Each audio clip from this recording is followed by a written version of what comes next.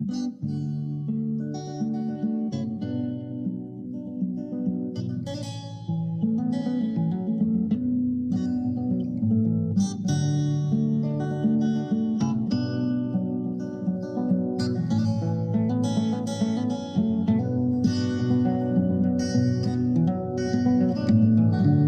v trávě mezi rozdanými samopaly a chladně zelenými věcmi.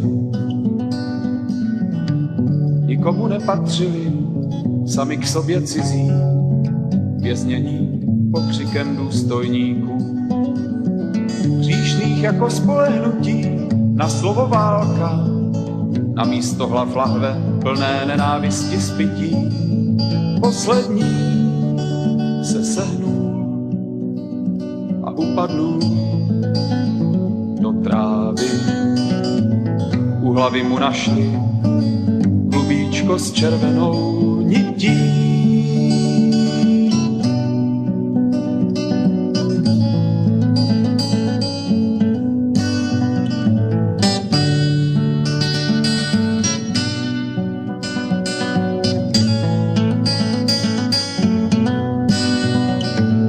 Poslali je na hranici za ostnaté dráty do země nikoho na vánoční svátky.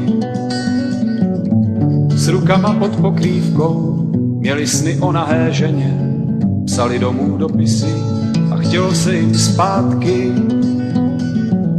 Důstojníci ponížení jako slovo válka osnovali ve snách krvavou bitku.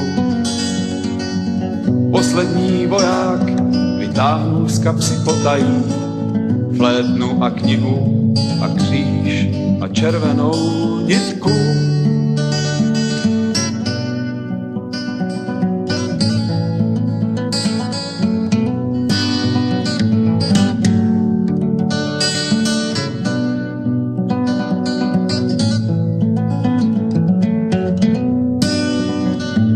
Nejedl, nepil, nemluvil, tajemně se usmíval.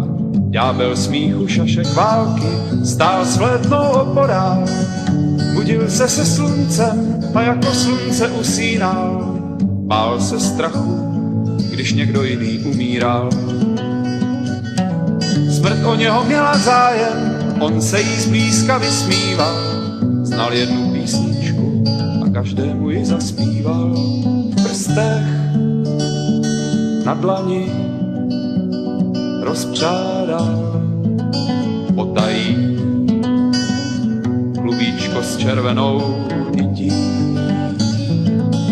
Klubíčko s červenou nití.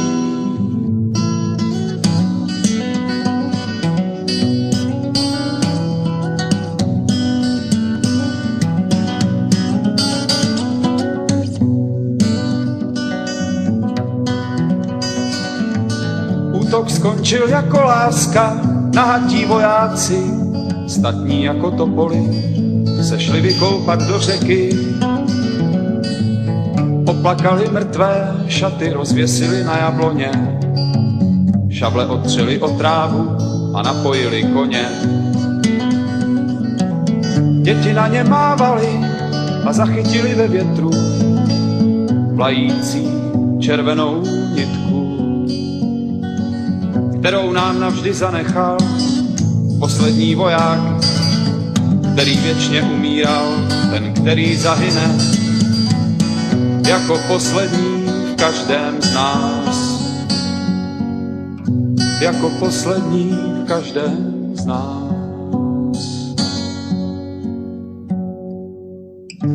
Upadne do trávy a těsně u hlavy najdete pramínek krve a klubíčko s červenou nití. Klubíčko s červenou nití.